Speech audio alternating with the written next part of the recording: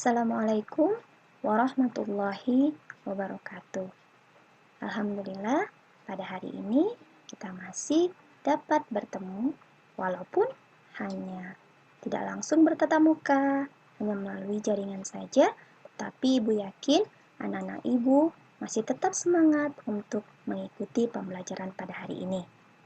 Sebelum kita mulai pelajaran pada hari ini, marilah kita sama-sama berdoa. A'udzu billahi minasyaitonir rajim. Bismillahirrahmanirrahim.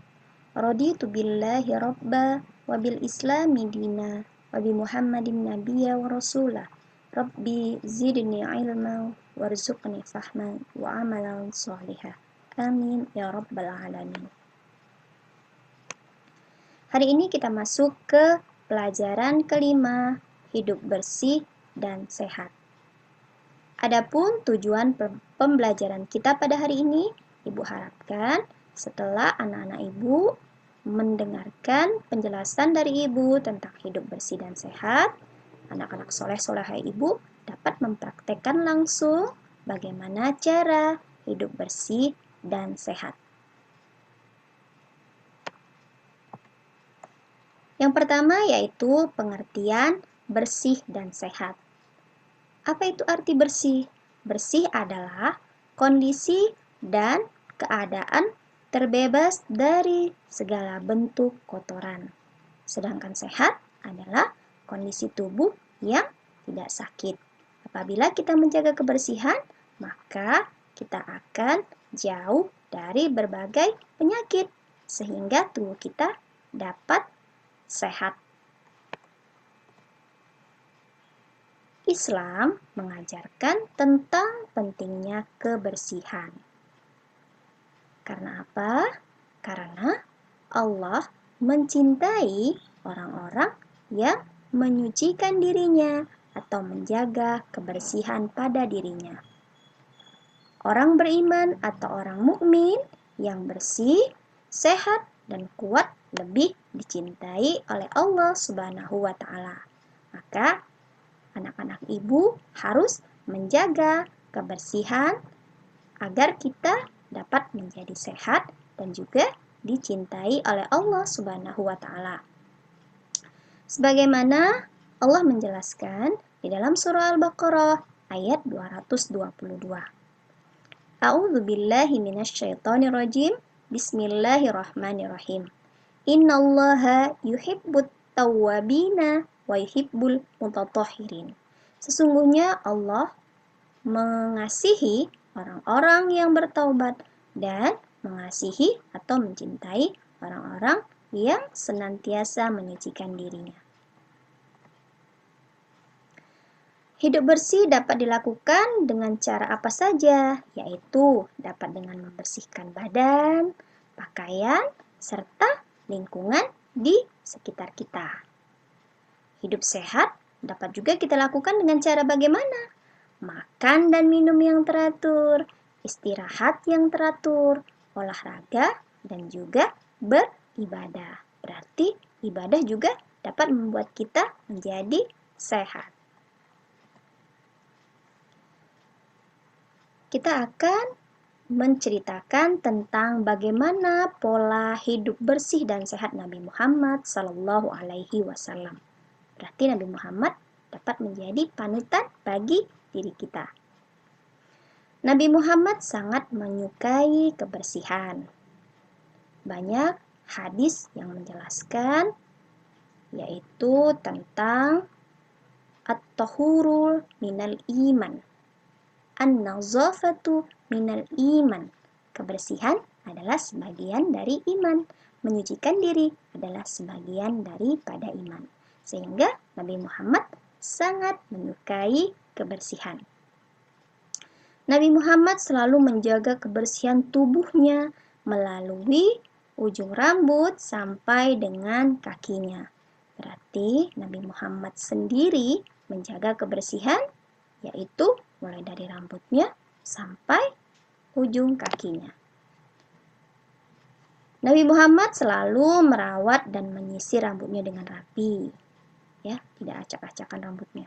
Berarti disisir dengan rapi. Kemudian Nabi Muhammad selalu membersihkan tubuhnya dengan teratur dan selalu menggantikan pakaiannya. Ya. Kemudian selain itu, Nabi Muhammad selalu menggunting kuku, jari tangan, dan kakinya ketika sudah panjang. Nah, seperti ini ya nak, kira-kira yang dilakukan Nabi pada saat memotong kukunya. Ya, ini ya nak, ini urutan potongan kuku yang dilakukan Nabi Muhammad.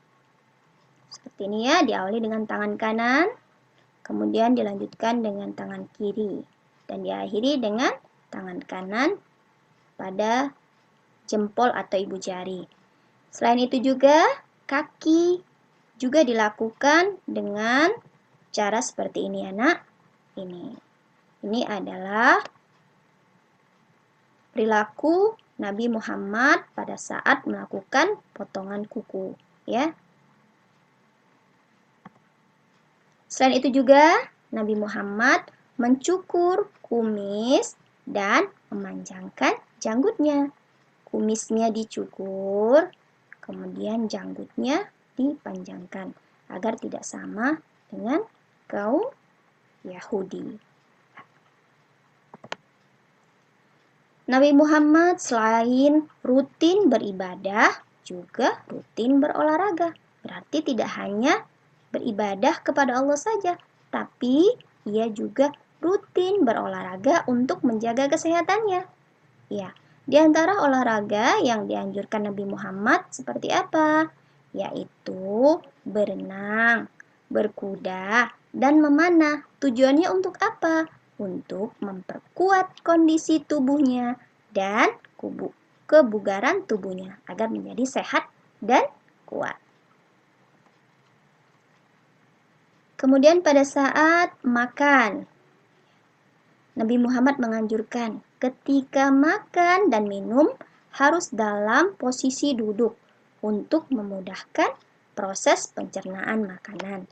Sebagaimana yang dijelaskan di dalam hadis Rasulullah SAW Nabi Muhammad, yaitu Bismillahirrahmanirrahim, la yashrabanna ahadukum qa'iman.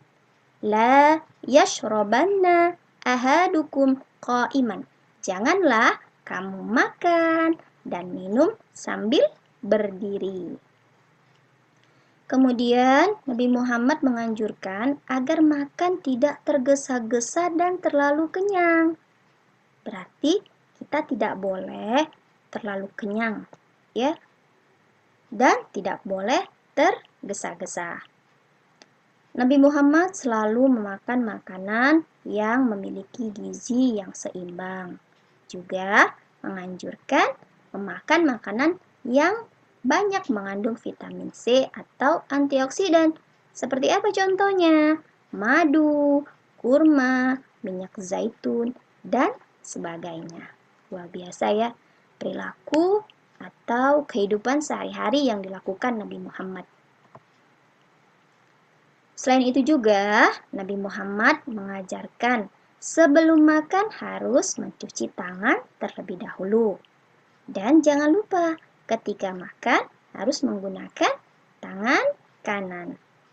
Ya, menggunakan tangan kanan. Nabi Muhammad SAW mengajarkan sebelum dan sesudah makan harus berdoa. Berarti agar kita diridhoi oleh Allah. Sebelum dan sesudah kita makan harus membaca doa. Ya. Anak-anak ibu, ada yang sudah hafal doa sebelum dan sesudah makan, nak? Yuk, kita sama-sama membacanya ya. Setelah nanti kita baca bersama-sama, ibu harapkan anak-anak ibu dapat menghafal doa sebelum dan sesudah makan. Ya, seperti ini ya, nak. Bismillahirrahmanirrahim. Allahumma barik lana fima razaqtana wa qina adzabannar. Sekali lagi ya, nak. Kita ulang sekali lagi ya. Allahumma barik lana fima razaqtana wa qina adzabannar. Yang artinya, ya Allah, berikanlah keberkahan kepada kami atas rezeki yang telah Engkau anugerahkan kepada kami, dan peliharalah kami dari siksa api neraka. Berarti sebelum kita memakan makanan yang kita makan, kita berdoa agar makanan ini menjadi keberkahan atas rezeki yang telah Allah anugerahkan kepada kita. Kemudian setelah itu, kita juga harus berdoa. Bagaimana? Sebagai rasa syukur kita kepada Allah, maka kita setelah kenyang, maka kita harus berdoa. Bagaimana bunyinya? Bismillahirrahmanirrahim. Alhamdulillahilladzi at'amana wa saqana wa ja'alana minal muslimin. Bagaimana, Nak? Kita ulangi sekali lagi ya. Alhamdulillahilladzi at'amana wa saqana wa ja'alana minal muslimin. Ya, Ibu harapkan setelah Ibu menjelaskan pelajaran pada hari ini, anak-anak Ibu dapat menerapkan bagaimana pola hidup yang dilakukan Nabi Muhammad Sallallahu Alaihi Wasallam, dan juga dapat menghafal doa sebelum dan sesudah makan. Demikianlah pembelajaran kita pada hari ini. Semoga anak-anak Ibu tetap semangat untuk belajar di rumah. Dan Ibu akhiri kegiatan pada hari ini dengan mengucapkan hamdalah, alhamdulillahirrabbilalamin. Assalamualaikum warahmatullahi wabarakatuh.